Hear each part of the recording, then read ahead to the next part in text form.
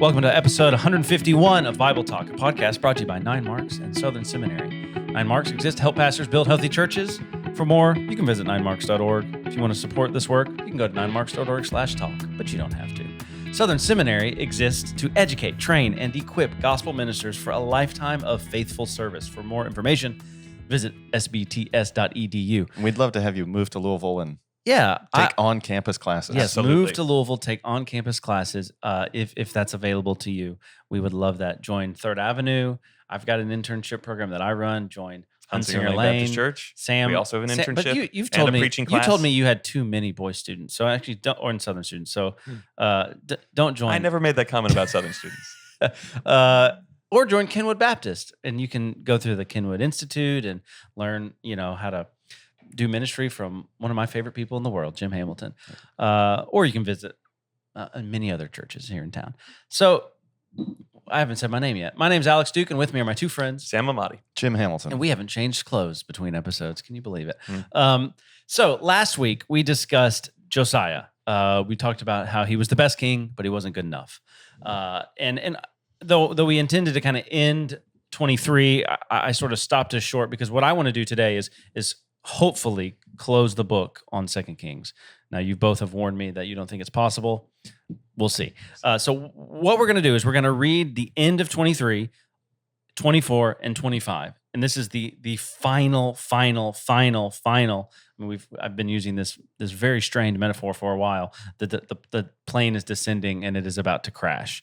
And we will perhaps witness its crash this conversation. So where did we leave off? 23 verse 31, which is Josiah is dead. He's been killed by the Pharaoh, the king of Egypt, and his son is taking place. And I in between episodes, I told Sam, I think it was in between episodes, just the end of this book is so bleak.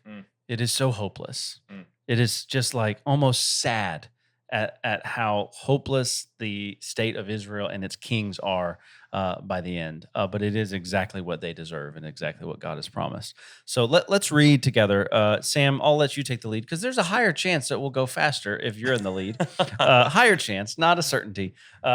23 verse 31 is when we're starting today. Jehoahaz was 23 years old when he began to reign, and he reigned 3 months in Jerusalem. I would just note that this is 609 BC. 3 right. months Okay, in thank you. 609 BC. 609 BC. Got it. His mother's name was Hamutal, the daughter of Jeremiah of Libnah, and he did what was evil in the sight of the Lord. And that's the phrase that we've not only seen in the past, but that's going to be used of all the kings of Israel from here to the end, that they do evil in the sight of the Lord, There's not many. according to all that his fathers had done.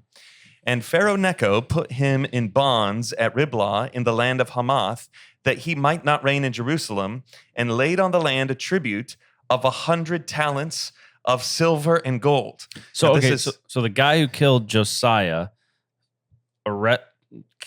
maybe captures him and takes him out of Jerusalem. That's right, and he's going to set up his younger brother as the king. Okay. Now, what's intriguing about this is again the way the end of Israel's history mirrors its beginning, and the way that God's judgment signifies a reversal of his grace, a return to previous fortunes. So just as you have creation and then the flood is a decreation, so now God's judgment is like an inverse exodus or an anti-exodus. They were captive to the Egyptians, and yet when the Lord delivered them out of Egypt, they plundered the Egyptians for their silver and their gold. Now, you have Jehoahaz, who is made a bondservant. He's put in bonds at Riblah to Pharaoh, king of Egypt, and Pharaoh is extracting silver and gold from the Israelites. Also, it makes you think about 1 Kings chapter 7, verse 8. 1 Kings 7, you have this passing reference to Solomon. He made his house like this hall for Pharaoh's daughter, whom he had taken in marriage. So Solomon was apparently trying to enter into some sort of, treaty with the Egyptians by marrying an Egyptian. So much for his alliance with the Egyptians. Solomon shouldn't have done this type of thing. He should have trusted in the Lord. And, this is where that type of sin has taken Israel. It didn't produce anything. So, verse 34, and Pharaoh Necho made Eliakim, the son of Josiah, king in the place of Josiah, his father, and changed his name to Jehoiakim. Okay, so Jehoahaz dispatched That's right. his younger brother, probably. Jehoiakim Yeah, is now a, sort of a Eliakim, a puppet king. whose name is changed to Jehoiakim. Yeah. That's right. Okay. And Jehoiakim, he took Jehoahaz away, and he came to Egypt and died there. And Jehoiakim gave the silver and the gold to Pharaoh, but he taxed the land to give money according to the command of Pharaoh. Which he probably killed Jehoahaz. I mean, he was only 23, unless he lived there forever. Yeah. Okay, carry on. He exacted the silver, the gold. He exacted the silver and the gold of the people of the land from everyone according to his assessment to give it to Pharaoh Necho. So again, they're in bondage to Egypt. Yeah, boo. Just a comment. I think these names are interesting. Yeah, go ahead. So Eliakim or Eliakim, it just means El, God, and then something like he will establish or he will cause to stand. Mm. And for some reason, the Pharaoh changes the El to Yah or Yahoo, which is short form of Yahweh, and makes it essentially Yahweh will cause to stand or something like that. So it's peculiar. Perhaps mockingly. Who knows? Maybe, yeah. It's interesting. Verse 36, Jehoiakim was 25 years old when he began to reign, and he reigned 11 years in Jerusalem. Just a note. Yeah. That's 609 to 598 BC. Those 11 years. Got it. And that's going to include. We need like a ticking clock with Yeah. the years, That's going to include a deportation in 605 BC. That's right. which is talked about. Which we're just going to read about. Yeah, that's yeah, right. Yeah. Oh, yeah. 25 years old when he began to reign. He reigned 11 years in Jerusalem. His mother's name was Zebedah, the daughter of Pedaiah of Rumah. And he did what was evil in the sight of the Lord according to all that his fathers had done. Okay, so when you get to 24, you're basically reading about Israel has essentially been absorbed by Egypt, and then again, like there's always a surprise, right? So let's keep reading. Comes 24. the rise of a new empire. Yeah. Now, even the first verse is intriguing, particularly in relation to the second verse. There's so much here, so let's get to it. In his days, Nebuchadnezzar, king of Babylon, came up, and Jehoiakim became his servant for 3 years. So does he have like two bosses? Nobody wants two bosses. No, I think what you have here, verse 7, the king of Egypt did not come again out of his land, for the king of Babylon had taken all that belonged to the king of Egypt. So I think this is signifying that Babylon is now the world superpower. Now, you have here Jehoiakim becoming a servant for 3 years. I believe it's at the beginning of this 3 years that's 605 BC. So it's at this point that Daniel would have been exiled to Babylon. Second, I want to notice that how is time being rendered or assessed in this verse? Well, it's in his days, Nebuchadnezzar, king of Babylon. What have we seen in Samuel and in Kings up to this point? Time is always reckoned by the king of Judah. So this is showing that we're moving into the time of the Gentiles and the time of the exile. No longer is time being reckoned by the king of Israel, the king of Judah. Now time is being reckoned by this Gentile king. We're going to have the same thing in Zechariah. Even as Israel comes back from the land, the opening paragraph of Zechariah reckons time, not by the king of Israel, because there is none, instead by the king of Persia, which is, I think, signifying that even though Israel's back in the land, they're still, in some sense, that they're in exile or they're living in the shadow of the exile. Third thing that I want to mention about this verse. You're just continuing to go. Yeah. The next thing. You thought this was going to be I faster. know. Next thing I've been hoisted on my own petard. Do you know what a petard is? A sword? No, it's like an explosion. So it's like the sound Seems like a echoes the mixed sense. metaphor. Petard is like, and so like an onomatopoeia? It's like an onomatopoeia? you get blown up, you get hoisted on your own explosion. Oh, I love. Yeah. Thank you. Yeah, you're welcome. The things people. I mean, it learn just sounds like listening a to French Bible talk. sword. I always thought like they put in they put through a cherry at a drink. Right. I thought it was like a mini petard, but no. Okay, carry on. So just notice it's Jehoiakim became his servant. Yeah, I was confused by this verse for 3 years. I think, again, we've seen this previously in 2 Kings, especially in the decline of the nation. The king of Judah, the son of David, is supposed to be the servant of Yahweh, right? That's what we read in the Davidic covenant in 2 Samuel 7. And now the king is a servant of this Gentile king. Now notice the contrast in verse 2. Well, see, at the end of verse 1, he turns, Who's the that he? is Jehoiakim, Okay. and rebels against him, that is Nebuchadnezzar. Okay, got it. And the Lord sent against him bands of the Chaldeans and bands of the Syrians. So you have this Lord sent against Jehoiakim, because the Chaldeans and the Babylonians he's essentially the same. Yeah, he's using the Babylonians. That's right. To ascertain his judgment on Judah. So basically, verse 1 is giving you kind of the boots on the ground view of world history, and then verse 2 is rocketing you up into heaven and showing it's petarding you up into heaven. Petarding you up into heaven, and it's showing you God's divine intent, right? It's giving you a theological perspective on what's happening. This isn't out of God's control. It's the Lord who's sending Nebuchadnezzar and the Babylonians and the Chaldeans to exercise his judgment against Jehoiakim, which is, of course, Judah. What the prophets that they give you that version. Well, and we're going to read that here in just a second. Yeah. Bands of the Chaldeans, bands of the Syrians, bands of the Moabites, bands of the Ammonites, and he, the Lord, sent them against Judah to destroy it, according to the word of the Lord that he spoke by his servants, the prophets. And again, that's not a throwaway line, especially in the context of 1st and 2nd Kings. Over and over and over again in 1st and 2nd Kings, what have we seen? The Lord's word always comes to pass. The Lord's prophets always speak the truth. Verse 3, surely this came upon Judah at the command of the Lord, in case you missed it, to remove them out of his sight for the sins of Manasseh, according to all that he had done. Not for the sins of Manasseh exclusively, but I think obviously is like the capstone of wickedness in Israel. Jim, do you want to comment on anything? Nope, I'm good. Verse 4, and also for the innocent blood that he shed, for he filled Jerusalem with innocent blood, and the Lord would not pardon. Now the rest of the deeds of Jehoiakim and all that he did, are they not written in the book of the Chronicles of the kings of Judah? So Jehoiakim slept with his fathers, and Jehoiachin, his son, reigned in his place. And the king of Egypt did not come again out of his land, for the king of Babylon had taken all that belonged to the king of Egypt, from the brook of Egypt to the river Euphrates. And so now this is signaling for us that Babylon has risen to the place of the world superpower, and that's who Judah is going to be dealing with at the end of the book. It's almost like, so the king of Jerusalem, Judah, is under the thumb of people who conquered Egypt. So it's almost worse than the Exodus, because it's like, or pre-Exodus, because they've been conquered by the Egypt conquerors. Well, right. So it's like it's like two nesting dolls in of bad. Well, and I was going to get to this at the end of the episode, but let's just bring it out now. We need to think about the way that God shapes the history of the world. And what happens before the call of Abraham is Tower of Babel. Is in some sense a macro picture of what the Lord is going to do with Israel. And so Adam is exiled out of the garden, and then you have, Cain moves even further east, and then the tower builders move even further east. And who are those tower builders? Well, they're building the Tower of Babylon. That's where all of humanity is. They're exiled in Babylon. Then God starts this work with Abraham, and we see, where is this going to lead with the nation of Israel? It leads to the same place, because Israel is just like the rest of humanity. They can't follow God's law. They can't be a new Adam. They can't live in his presence.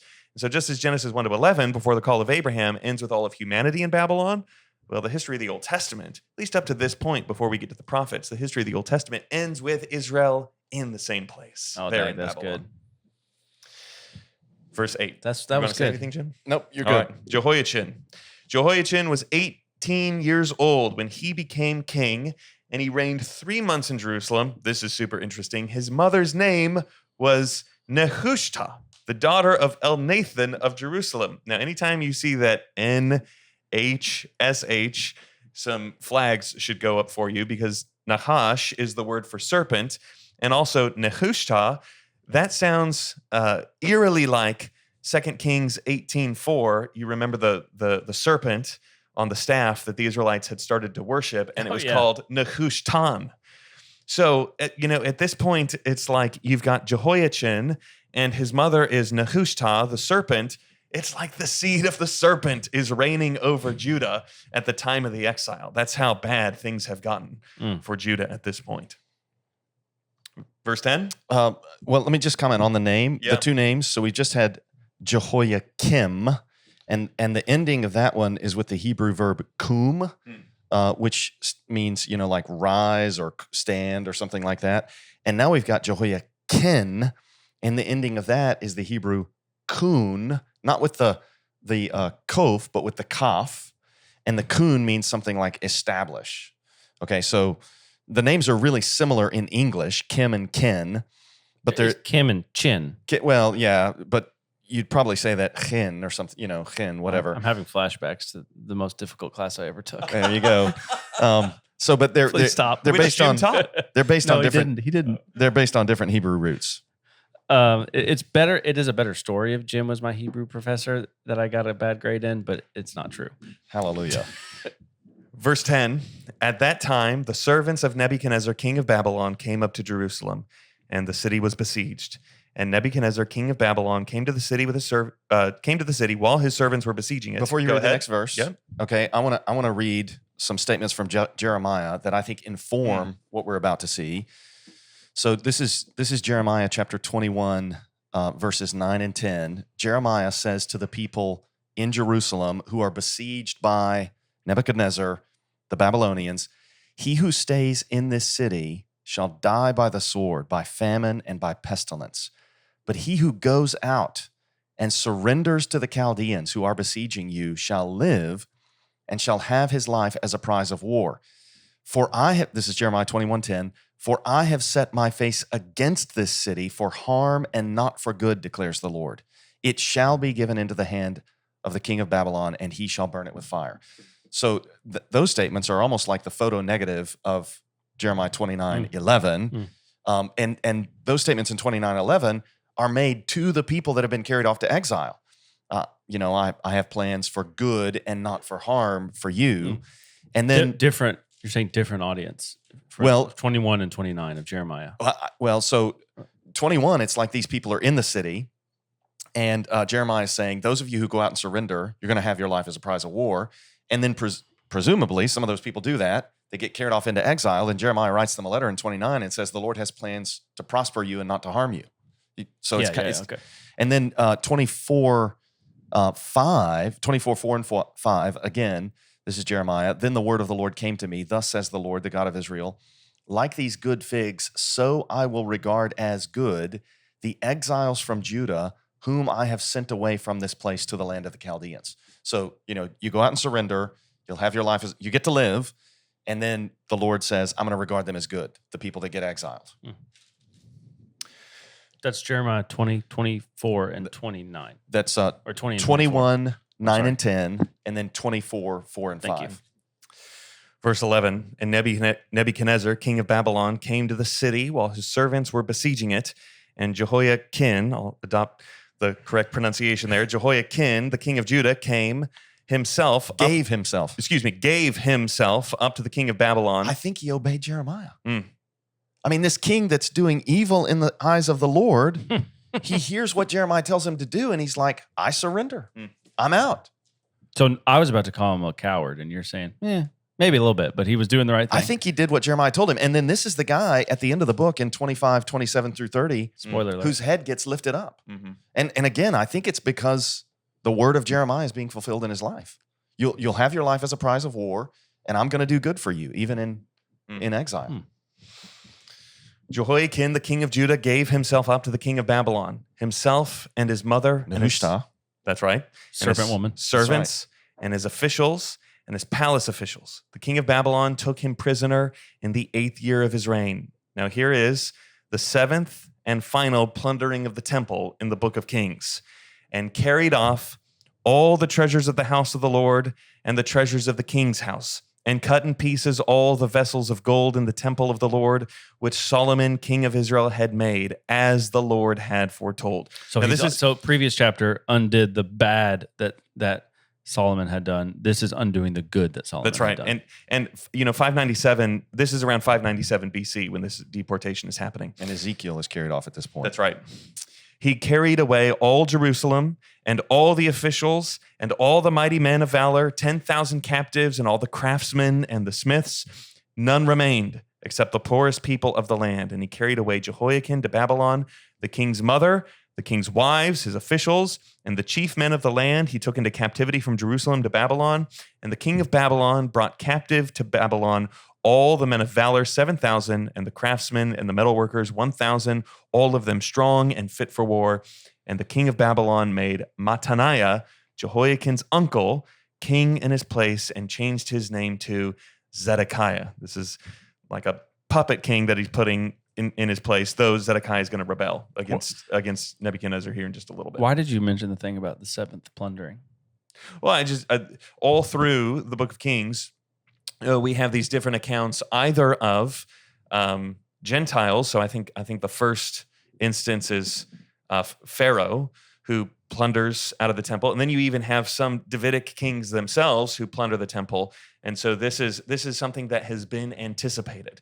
You know, the people of Israel, they should have seen these things happening, and they should have recognized that the Lord's, these were signs of the Lord's judgment, and they need to repent of their sin, but they didn't do that. And so this is the final plundering, the seventh plundering, the complete plundering of the temple in, the actual exile.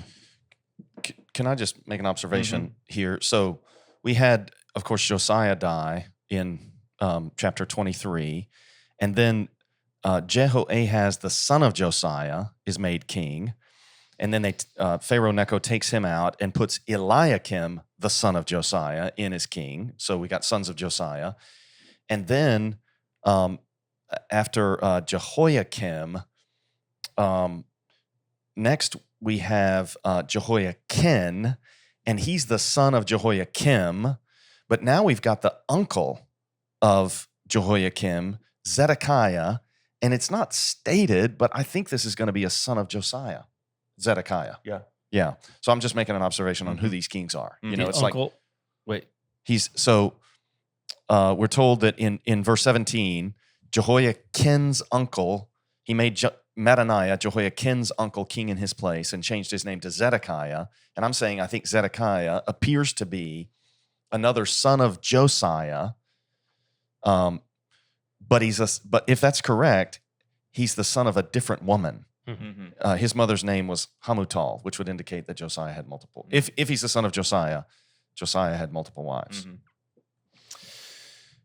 Verse 18, Zedekiah was 21 years old when he became king, and he reigned 11 years in Jerusalem. His mother's name was Hamutal, the daughter of Jeremiah of Libnah, and he did what was evil in the sight of the Lord according to all that Jehoiakim had done.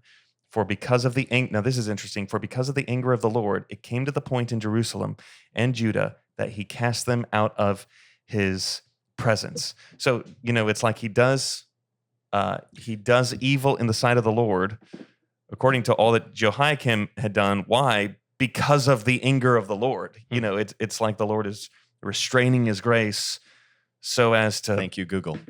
Sorry. Did this resolve AI. the... Yeah, son of Josiah. Not AI. Yeah. It's not... Is it just Google? What is just it? Google. Yeah, there you go. Kind of AI. Sorry. Yeah. Sorry, Sam. We totally just getting in the way. You're making some great point. Just the Lord, the Lord is restraining his grace, which is, it's like they're hardening their heart against the Lord, like Pharaoh. And then, the sad ending here, Zedekiah rebelled against the king of Babylon, and then this is going to set in motion the events of chapter 25 and the destruction of the temple. Which, if your theory, Jim, that Jehoiachin, Yeah, Chin, whatever you want to say. Say it loud. If he was doing the right thing by essentially saying, "Okay, come," this guy's doing a more stubborn, proud thing by rebelling. Yeah, he's rejecting the prophecy because of Jeremiah. you would read it and think, if you're just reading it in the grain without Jeremiah's sort of surround sound perspective, you would think, well, of course it's right to rebel against the wicked king of a pagan nation. Right. But you're saying actually Jeremiah gives us a fuller context where it's at least plausible to say it was right to let the king in, to take the Lord's medicine, as it were, and wrong to stiff arm it, as Zedekiah appears to be doing. Am I understanding what you're saying? That's exactly right. Okay. Yeah. And Jeremiah in Jeremiah 37 addresses this guy, Zedekiah, and Ezekiel in Ezekiel 17 also talks about this guy Zedekiah's rebellion. All right. 25, we got it. We can do it. Keep going. All right. Spread your wings and fly, brother. And in the 9th year of his reign, that's Nebuchadnezzar's reign. So once again, time is being rendered here at the end of the book, not by the king of Judah, but by the reign of the king of Babylon. In the 9th year of his reign, in the 10th month, on the 10th day of the month, Nebuchadnezzar, king of Babylon, came with all of his army against Jerusalem and laid siege to it.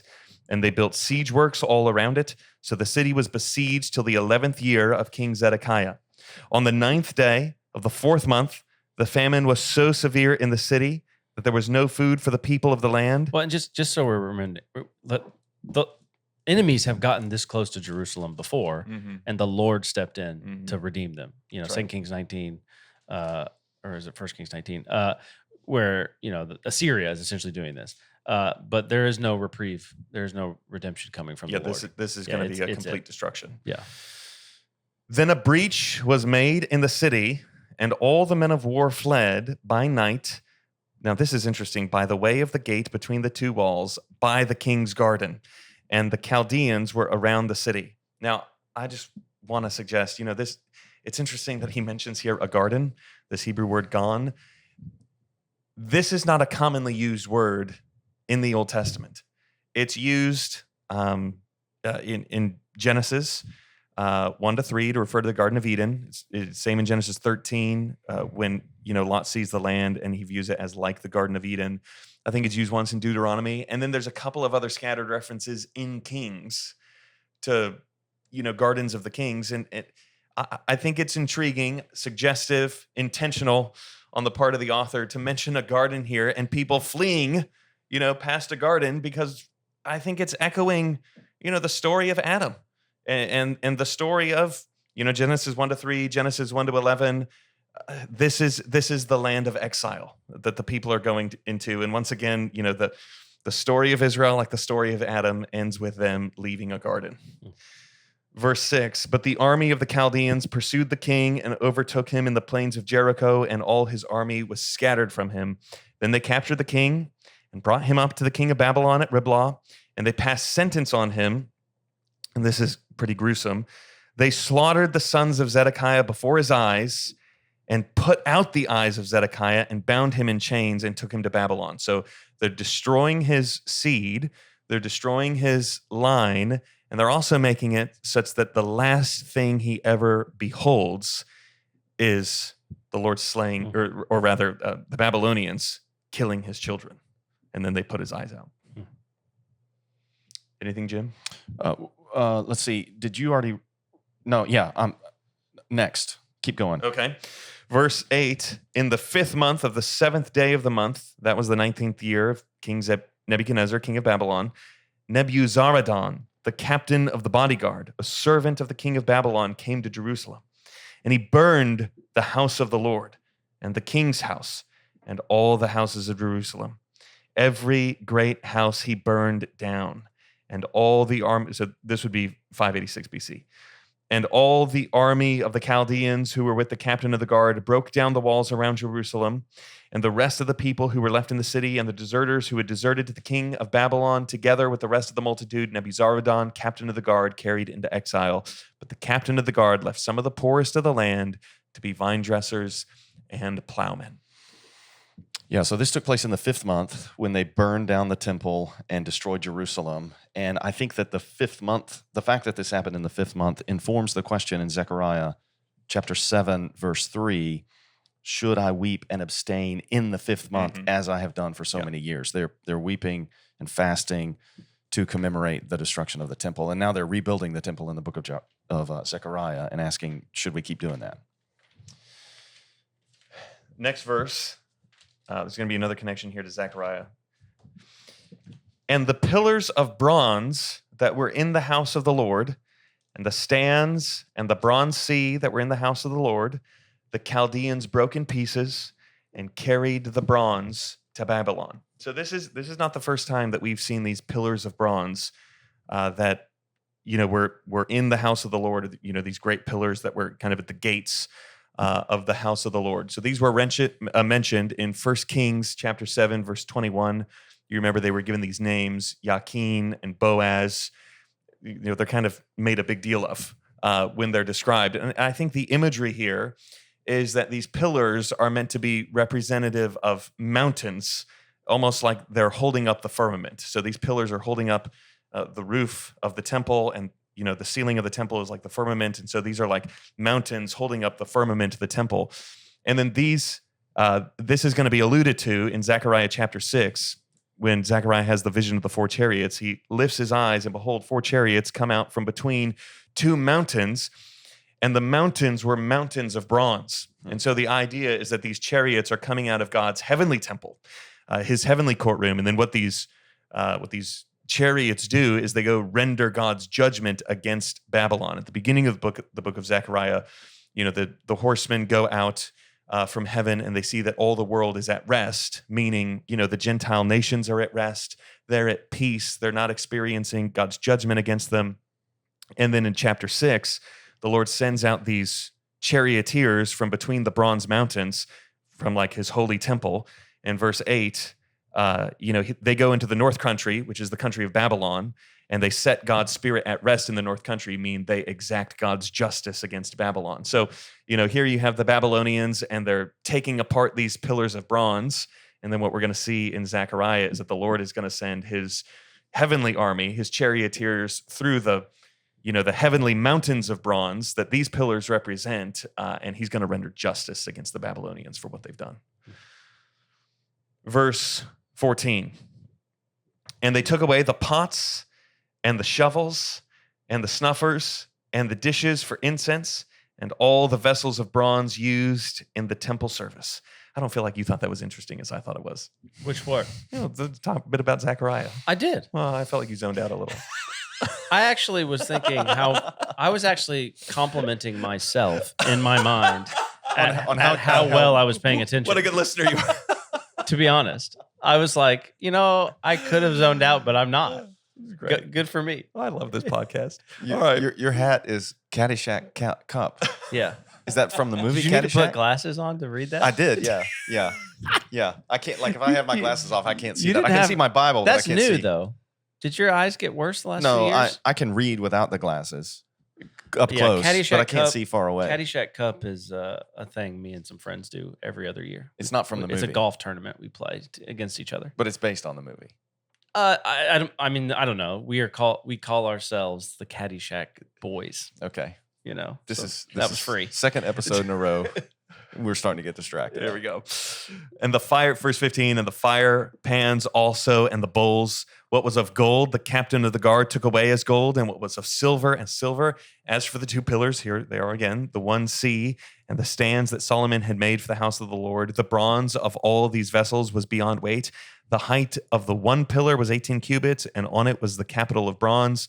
The height of the capital was 3 cubits, a lattice work and pomegranates, all of bronze, were all around the capital. The second pillar had the same with the lattice work. So Nebuchadnezzar and Nebuzaradan, they're taking all of this stuff into Babylon. And the captain of the guard took Sariah, the chief priest, and Zephaniah, the second priest, and the 3 keepers of the threshold.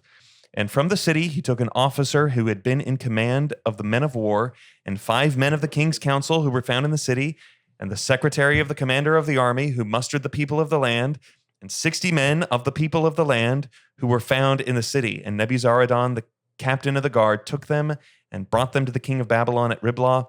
And the king of Babylon struck them down and put them to death at Riblah in the land of Hamath. So Judah was taken into exile out of its land. This is nearly the exact same phrase that we find in 2 Kings 17:23 when the Assyrians take Israel into exile. Yeah, I mean, it's a comprehensive Destruction. Destruction. Yeah. All right. Now, the next paragraph that we're going to read about Gedaliah, the governor of Judah, you read about this as well in Jeremiah chapter 40 to 43. So if anyone who's listening wants to go read that before listening to this section, that will help you interpret what's going on here in verses 22 to 26. Jim, do you want to make any comments? I would just note that, in Isaiah chapter 6, verse 13, Isaiah speaks of a terebinth or an oak. When it is cut down, it is again subject to burning. It's almost like he's describing the way that the nation is chopped down at the exile, and then what remains in the nation is now going to be burned like the stump in the land here in this passage. Verse 22, and over the people who remained in the land of Judah, whom Nebuchadnezzar, king of Babylon, had left, he appointed Gedaliah, the son of Ahikam. Now, Ahikam, we've seen before. Ahikam served Josiah in 22:12. So you've got the son of this individual who served Josiah, who's now being made. Not the king. He's not a puppet king. The kingdom is completely destroyed. There is no king. This is just a governor being appointed in the land. The people left in Judah are not. I mean, it's a burning stump is kind of an apt metaphor because it's said a few times. Basically, the only people left are poor people and some laborers. Yeah. Now, when all the captains and their men heard that the king of Babylon had appointed Gedaliah governor, they came with their men to Gedaliah at Mizpah, namely Ishmael, the son of Nethaniah, and Johanan, the son of Kareah, and Seraiah, the son of Tanhumeth, the Netophathite, and Jaazaniah, the son of Maakathite. You did great. Yep, we're doing okay. And Gedaliah swore to them and their men, saying, "Do not be afraid because of the Chaldean officials. Live in the land and serve the king of Babylon, and it shall be well with you." But in the 7th month, Ishmael, the son of Netaniah, son of Elishama of the royal family, so in some way this guy's in the Davidic house, came with 10 men and struck down Gedaliah and put him to death along with the Jews and the Chaldeans who were with him at Mizpah, which is just, a nonsense thing to do. Okay, so what do we make of his promise there in 24? I mean, I would have thought unambiguously negative because he's basically saying, the good life is serving a pagan king. But Jim, you've kind of gummed up my brain a little bit with the Jeremiah comment. So is he offering? Is verse 24 an encapsulation of like just give up? Like, I think there's nothing else we can do. I think we should read this guy as like a prototype of the Sadducees who are going to totally compromise with Herod and the Roman Empire. And so Gedaliah, he's just going along to get along, I think. And he's a total compromiser. Yeah. And the dude's name is Ishmael. Yeah. I mean, obviously this is obviously a bit ominous. I think this insurrection is really stupid. They don't Which insurrection do you think is not stupid? Name your least stupid insurrection. Well, I think these guys have no hope of waging war against Babylon, and all they're going to do is provoke the Babylonians. And what happens here in verse 26, Jeremiah tells us, isn't good. Then all the people, both small and great. That's interesting because that phrase was used back in chapter 23, verse 2, when Josiah gathers the priests and the prophets and all the people of Israel, both small and great, to renew their covenant. And now you have this same phrase being used, both small and great. Where the covenant's basically being, respectfully, just the curses, ignored. The curses of the covenant are being poured out against Israel. All the people, both small and great, and the captains of the forces arose and went to Egypt, for they were afraid of the Chaldeans. And Jeremiah tells them not to go down to Egypt. But Jeremiah is ultimately taken down into Egypt as part of this venture. So here we are, one paragraph away from the end of Israel's history, except for the Chronicles version. And what we have is those who remained have even those who remain flee who where? Are poor into Egypt and kind of scared are going to Egypt. Yeah, I mean. So I don't even need to make a comment. Like that's just so obviously not. It is a reversal. It is a rewind. And exactly. What you think about where Israel has come from. Well, what precedes the calling of Abraham is humanity's exile, so to speak, in Babylon and the Tower of Babel, and then. The nation of Israel is birthed out of the land of Egypt, and here at the end of their history, where they're in Egypt and Babel. Yeah, once again. Yeah. Jim, any comments about Jeremiah and the situation in Egypt there? I would just note that in Jeremiah 43, Jeremiah relates that they took him captive and carried him down to Egypt also. Yeah. Now, this is interesting. End of the book. And in the 37th year of the exile of Jehoiachin, king of Judah, in the 12th month, on the 27th day of the month, evil Merodach, king of Babylon, in the year that he began to reign, graciously freed Jehoiachin, king of Judah, from prison. And he spoke kindly to him. So this dude is post Nebuchadnezzar. Yeah. So this is a flash. It's a flash forward. Quite a bit of a flash forward. Yeah. And gave him a seat above the seats of the kings who were with him in Babylon.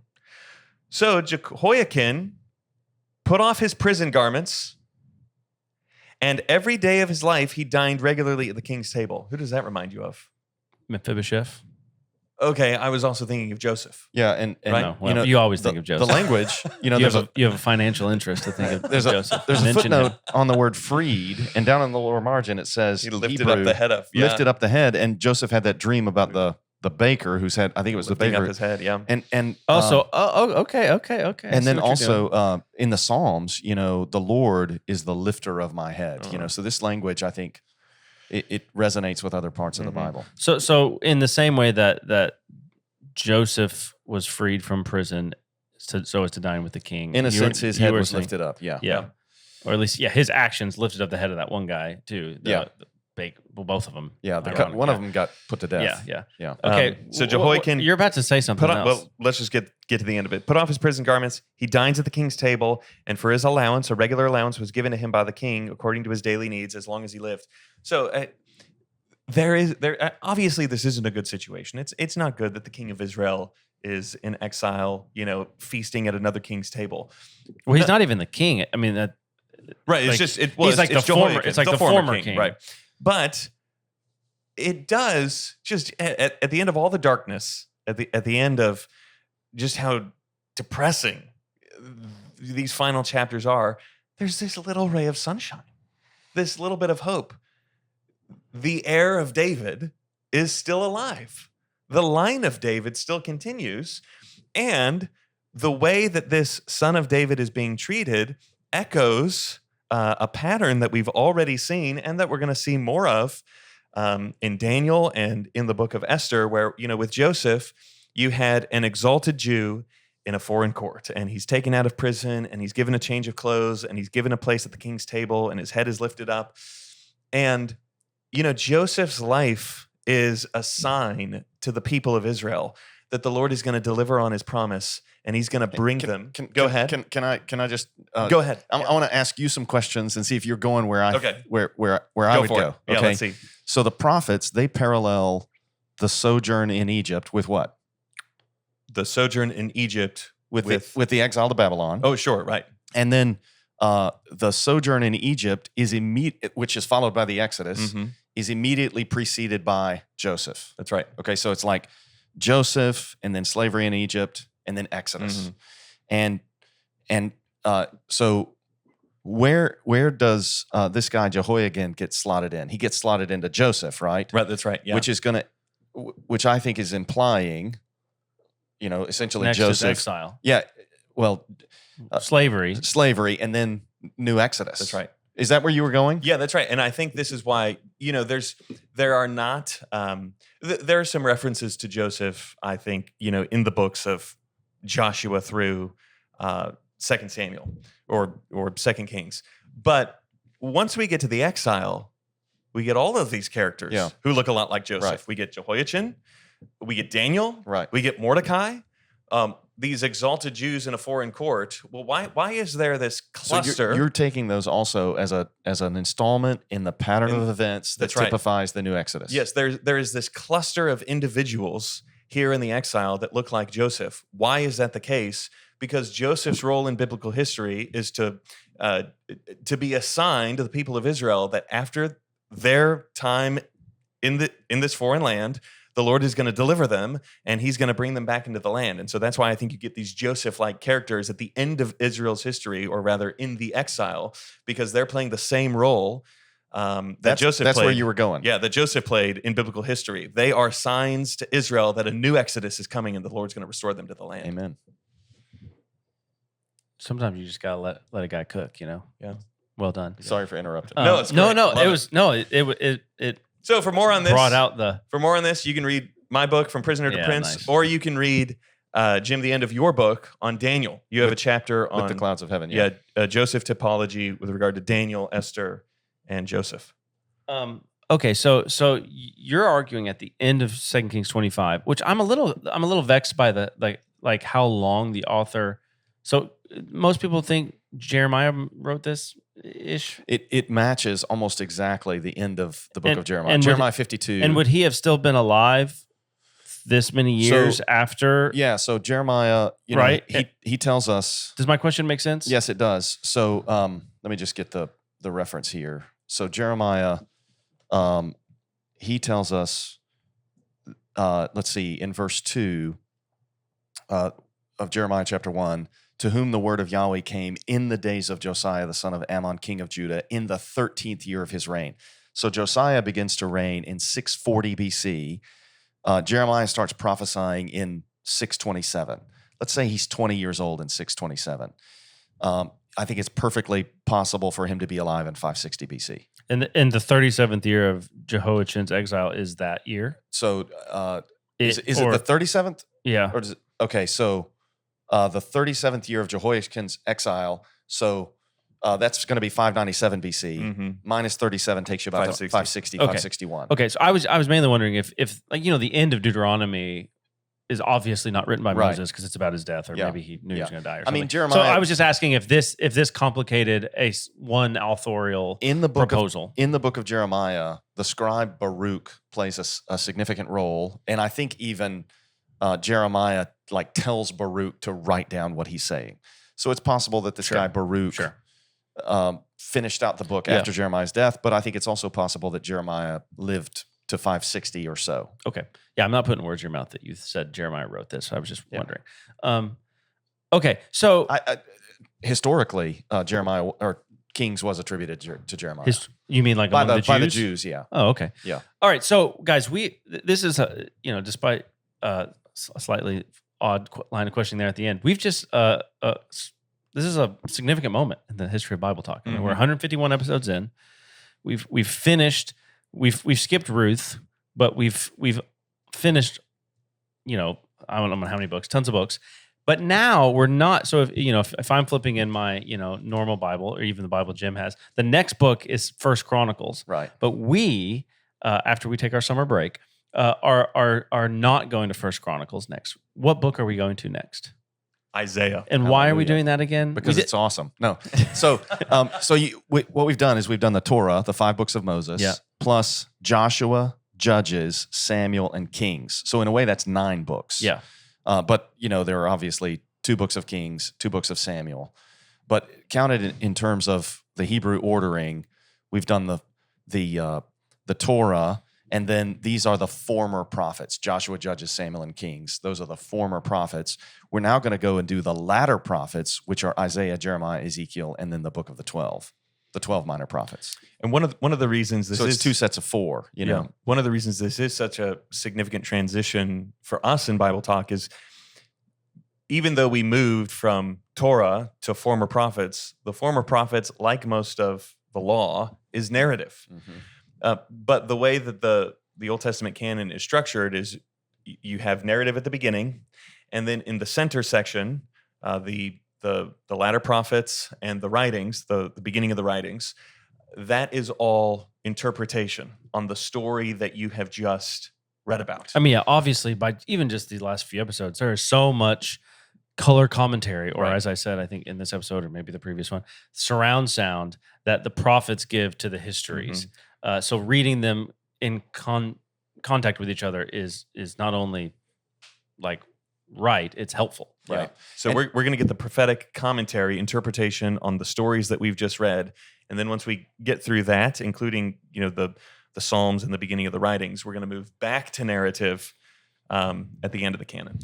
And to think about the narrative that we've just covered, Genesis to Kings, some people refer to this as the primary history.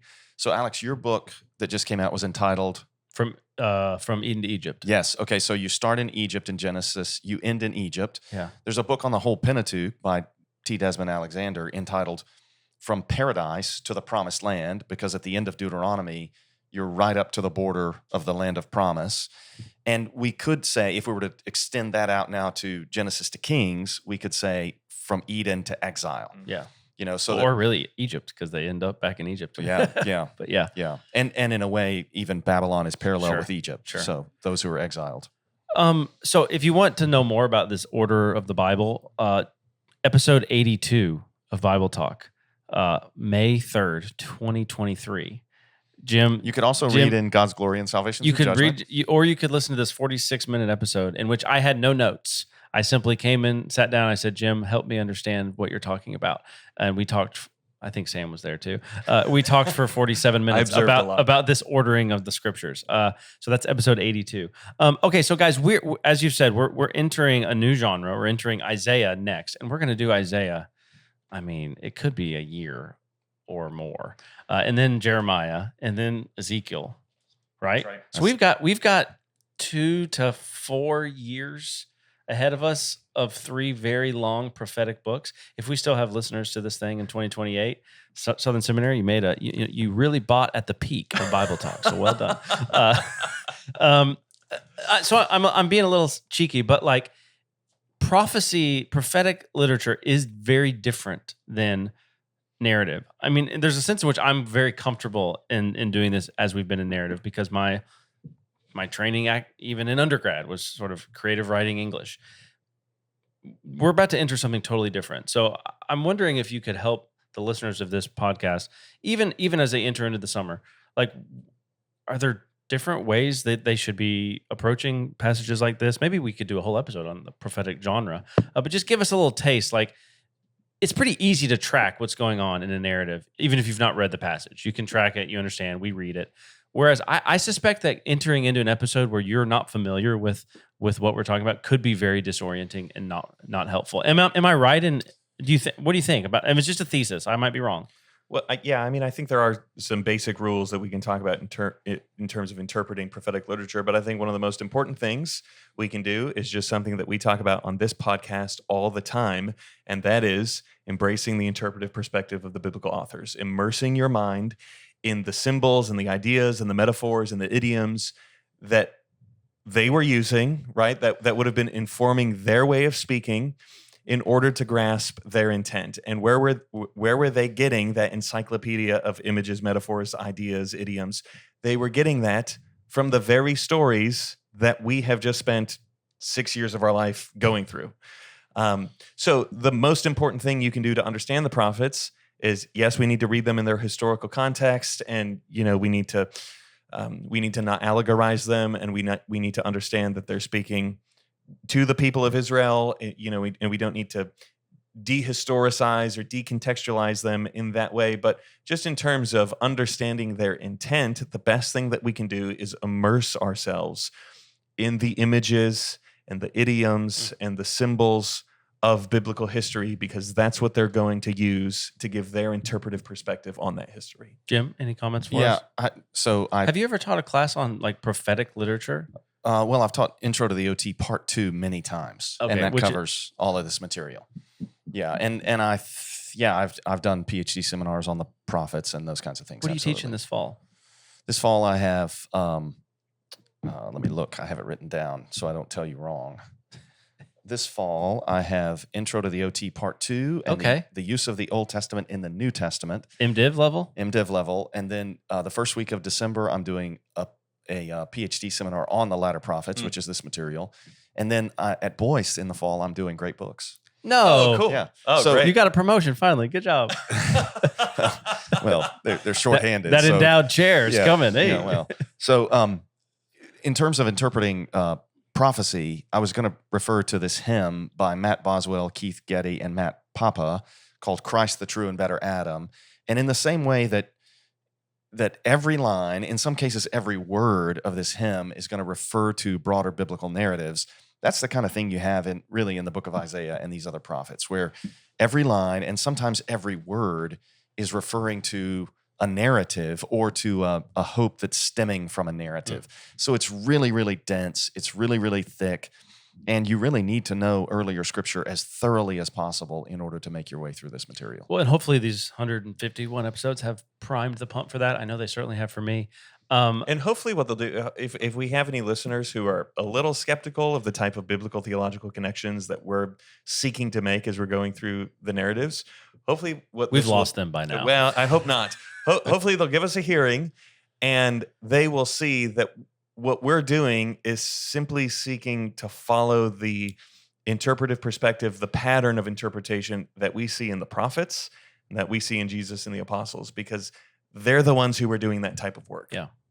Yeah, I think so many everyday Christians, when they think of the prophets, particularly Isaiah, Jeremiah, they think of essentially messianic The parts they know Yep. are the messianic prophecies, the big lines, which are They're- beautiful. They're awesome. And I think if you asked your average Christian, what is Isaiah about, they would not know how to answer it. Mhm. And so one of the things that I hope we're able to do over the next year or so is help everyday Christians to answer that question.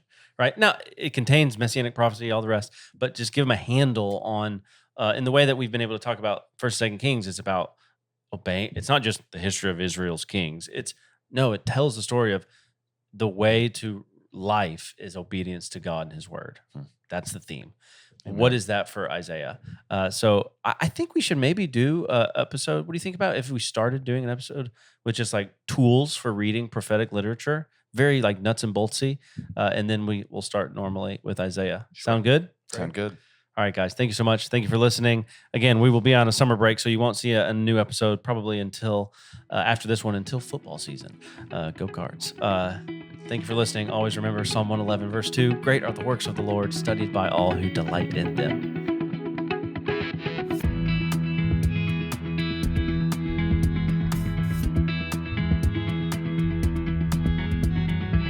For more articles, books, and podcasts, please visit 9marks.org.